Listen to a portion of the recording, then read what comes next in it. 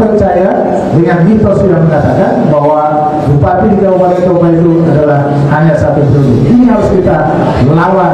Saya ulangi lagi, tidak mungkin suatu daerah itu maju kalau bupatinya hanya satu periode terus.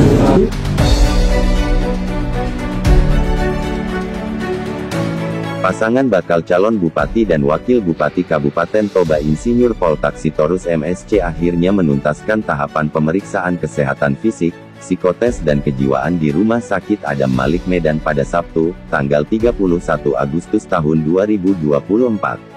Didampingi istri Rita Marlina Sitinjak, Bupati Petahana Toba ini menyampaikan terima kasih kepada pelayanan rumah sakit, KPU dan Bawaslu Toba. Dirinya yakin sehat dan siap meraih simpati rakyat untuk periode kedua memimpin Kabupaten Toba.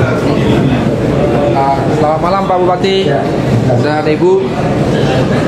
Kita mau nanya Pak Bupati, bagaimana proses pemeriksaan tadi dan apakah ada kendala? Ya, terima kasih. Pada dasarnya tidak ada kendala, karena nggak ada matematik di sini. Itu hanya mengecek diri kita, pribadian kita, kesehatan kita. Jadi apa adanya kita jawab, jadi tidak ada masalah. Jadi harapan kita nanti dengan tentunya seluruh kegiatan hari ini, baik lintas kesehatan maupun psikotesnya, harapan kita ini nanti juga bisa semua yang ikut ini jadi pemimpin yang terbaik, ya. Tujuannya kan begitu, supaya kalau jadi pemimpin nanti adalah pemimpin yang terbaik untuk daerahnya masing-masing. Saya kira itu yang penting.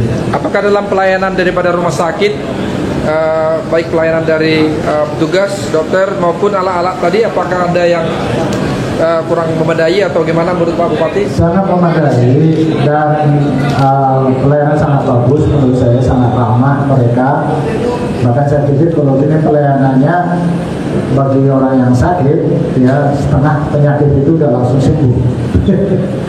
Ya, sangat bagus kelihatannya. Terima kasih kepada Rumah Sakit Adam Malik yang memberikan pelayanan bagi kami yang sangat menyenangkan. Dan harapan kita ini diteruskan bukan hanya kepada kepala daerah, calon kepala daerah, atau wakil bupati yang diberikan pelayanan seperti ini, tapi pada masyarakat juga. Baik Pak Bupati, di Toba ada 3 calon yang mendaftar di KPU Toba. Nah, Bapak Bupati sebagai petahana, bagaimana Bapak melihat peluang ke depannya? Apakah bisa yakin memenangkan pilkada ini nanti ke depannya? Bagaimana Pak? Ya, senang kita. Kalau banyak yang disertakan, berarti banyak yang ingin membangun Toba ini, ingin melakukan sesuatu untuk Toba ini. Kita sangat senang. Ya, tapi pesan kita kepada seluruh masyarakat, jadilah masyarakat yang cerdas untuk memilih.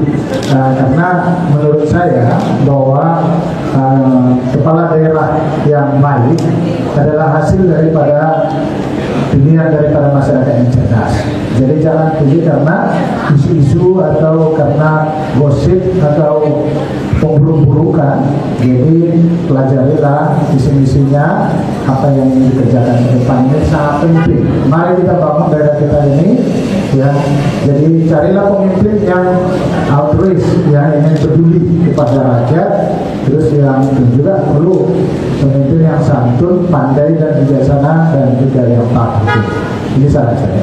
Baik Pak Bupati, sebelumnya kan Pak Bupati sebagai petahana sebelumnya sudah melakukan sesuatu di Toba, dan kedepannya Pak apa yang akan dilaksanakan bila terpilih lagi sebagai Bupati? Iya, terima kasih bahwa masih banyak yang harus kita kerjakan. Tidak cukup 3,5 tahun masa jabatan itu, yang seharusnya 5 tahun.